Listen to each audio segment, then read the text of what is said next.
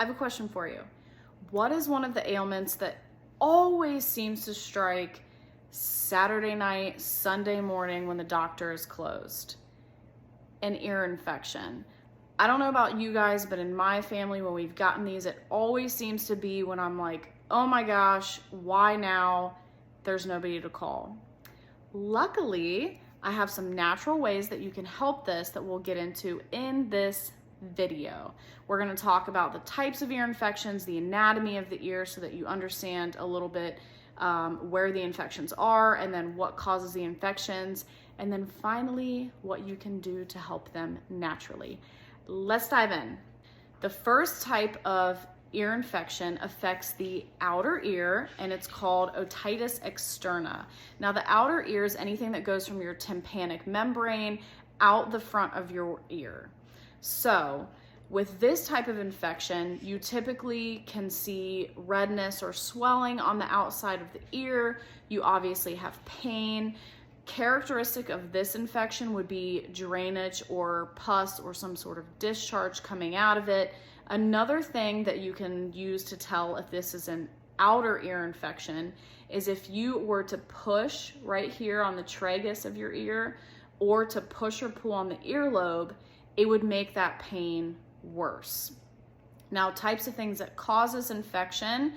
This infection is also known as swimmer's ear. It comes by that name honestly because you see it often when kids especially, or even adults, go swimming. They get fluid in the ear that doesn't come out. That can cause an infection of the external ear.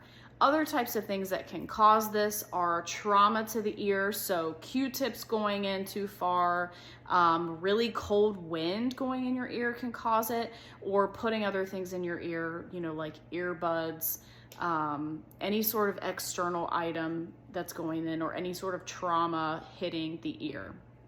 So that's one type of ear infection. Another type of ear infection is arguably the most common one. You see it a lot in kids, even in adults. When people get an ear infection, it's generally this type of infection, and that is otitis media, or an infection of the middle ear. Now, your middle ear is anything that goes from your tympanic membrane or your eardrum deeper back down your ear canal. Now, let's talk about the anatomy of this part of the ear for a minute. So what connects your ear canal to your nose and your throat is called the eustachian tube. The purpose of the eustachian tube is to equalize the air pressure and the air coming inside your ear, and it also drains fluid off the back of your ear. Now, in children, the eustachian tube is horizontal because they're not fully grown yet. In adults, the eustachian tube is angled. Now, you can see where this can create a problem for infection, because when you get clogged, when you get sinus issues, when you have any sort of mucus or drainage, especially in children, if that tube is horizontal, it's going right from their nose into their ear, and then that eustachian tube gets inflamed, it gets red, it gets swollen, and then it gets blocked. The pressure can't equalize, the fluid can't drain off the back of the ear, you have bacteria in there. It's a yucky situation that causes an infection. Now, you don't see these in adults as much because of that angle. Bacteria, mucus can't get in there as easily, and so the tube can generally stay open. One important thing to note is that a middle ear infection in children is one of the most misdiagnosed ailments because of teething. When a baby or a toddler is teething, they're drooling, there's a lot of fluid and mucus. You again have those horizontal eustachian tubes, and because fluid can get in there, it can aggravate that tube, it can aggravate the ear, and then when you look inside the ear, it looks red, it looks angry, it looks inflamed, and so it looks like an ear infection. Antibiotics are given when they aren't needed. And then unfortunately, when that happens a lot, it creates antibiotic resistance, which is a terrible situation that we don't want. We want antibiotics to work when we need them. If we overuse them, they're not going to work anymore.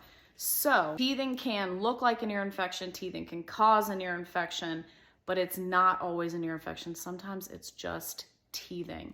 It's important to be able to tell the difference. Now, with this type of ear infection, you generally have a fever, whereas with an external ear infection, you typically don't. You can if it's severe, but you typically don't. So again, middle ear infection, you're typically going to have a fever. You have a lot of pressure because of that eustachian tube being closed and the air pressure is building up in there. You don't have the drainage and the pus usually that's characteristic of an outer ear infection. And also with the middle ear infection, it's the opposite of an outer ear infection, which means if you were to pull on the earlobe during a middle ear infection, it generally makes the pain and pressure feel better. And that's because when you pull on that, you're opening up that tube just enough to relieve some of the pressure. So everyone has heard, you know, if you have a baby or a kid and they're pulling on their ears, they probably have an ear infection. That's where that came from, because they mess with their ears. They realize that actually makes it feel better and they keep doing it. But again, that's also characteristic of teething, because when they're teething, it still helps relieve that pressure and pain there. Okay, those are the types of ear infections, a little bit about the anatomy of the ear. Let's talk about what we can do to help these. The first thing that I like to use is this little number right here. It's an ear oil. There are definitely other brands than this one that probably work well. I really like this one, but what I would look for in another brand if I were to get it would be the same components of this. So let's talk about what we have in this. First of all, we have garlic. If you've watched any of my videos, you know that I love garlic. Garlic is what I call one of the anti-everythings. It's antiviral, antibacterial, it's anti-parasitic. So if you have an infection, a bacterial infection, this is gonna help pack a punch. The other thing that's in this that I love is mullein. Mullein is an expectorant and it's also an anti-inflammatory. So an expectorant means that it thins out and gets rid of mucus.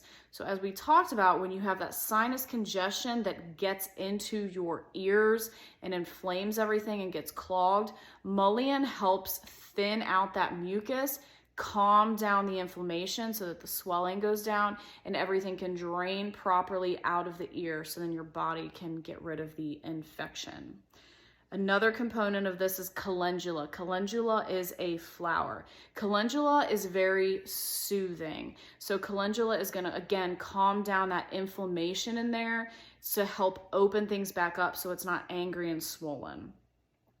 Another component of this is St. John's wort. St. John's wort is another antibacterial. So again, it's working with the garlic to get rid of the agents that are causing the infection. And last but not least, we have melaleuca, or as some of you know it as tea tree oil. I love melaleuca, okay? I love melaleuca. I'll do another video on why I love that, but you can use it for so many things. It's another anti-everything, so it's great to have in this ear oil. So that's what I would look for if I were looking for another brand. Now, the way that I use this is I get a little glass cup or jar of really hot water. I put this in it for probably about 10 minutes to heat this oil up. You don't want the oil to be hot, but you do want it to be warm. So once it's warm, I usually put a drop on my wrist to test it, make sure the temperature's okay. And then I'll put about 3 drops in my ear and I'll lay down. I'll put a cotton ball in there to keep it in there, and I will lay like that for about 10 minutes to really help that oil drain and get all into my ear and all down the eustachian tube to do what it needs to do. Love this for ear infections. Now, something I'll use sometimes in conjunction with that, just to really pack a punch, but that also could be used by itself, would be the melaleuca or tea tree oil. Do not put this in your ear. I do not put this in my ear. The way that I use this is I put 1 drop, and I rub it on the outside of my ear, on the bones behind the ear, and down a little bit in my neck to, again, get that eustachian tube covered. And again, if I had an ear infection, I would do this one at least twice a day. maybe 3 times a day, depending on how bad the infection is. And I generally do this in conjunction with that, but you could do this on its own, again, 2 to 3 times a day, depending on how bad the infection is. Another thing that's good for ear infections is colloidal silver. This is a natural antibiotic. If I were going to use this, I'd probably put, again, 2 to 3 drops in the ear 2 to 3 times a day. And we have homeopathic remedies. Now, I will say if you're not familiar with homeopathy, I wouldn't start with these. Homeopathy is a very, very natural and safe form of natural medicine. However, it takes a little bit of skill to know how to use it. So we'll get into that at a later date, but in case you are familiar with homeopathy, aconite is a common remedy suggested for ear infections. And the way that I would take that is I would take a dose of it every 15 minutes for an hour. If I didn't see significant improvement, I would stop that remedy because it's probably not the right one. Again, we'll get into homeopathy at a later date. And last but not least, we have an onion poultice. This is gonna sound so crunchy, you guys, okay? But we love poultices and they work. And if you haven't done one yet, you've gotta try one. I'll do a separate video on all things poultice. But the way that you would do an onion poultice is you would steam an onion until it's soft. You don't wanna boil it because if you boil it, all the healing properties of the onion go into the water and you're losing some of it. So you would steam an onion until it's soft. Then when it's soft, you cut it in half, squeeze a little bit of that onion juice into a spoon or a dropper, pour some of it into your ear, and then you make a poultice, you know, with the rest of the onion.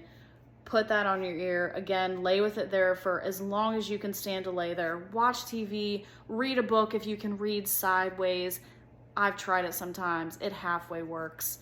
Whatever you can do to lay there for a while and let that do its thing. And again, I'll make a separate video on poultices if you're not familiar with those. That is how I treat any ear infections that I get and that my family gets. My number one favorite out of all those remedies is the oil and the melaleuca combo. You pick which one you think would work best for your family. Give it a try, let me know. And let me know in the comments which one of those remedies you would be most likely to try. If you have any questions, please reach out to me. And as always, you guys, I so appreciate you watching these videos. I'll make a whole bunch more if you love all things natural. And if you do, please subscribe to my channel. Please like, please comment. I love the interaction that I get from you guys. And for everybody that subscribes and likes, it helps me reach more people who may be interested in this information. You can also find me on Facebook, on TikTok, find me everywhere. And let me know if I can be of any help to you guys. But again, thank you so much. God bless. God gave herbs for the service of man, and I am happy to help everyone learn how to use them to help heal their bodies naturally. I will talk to you soon.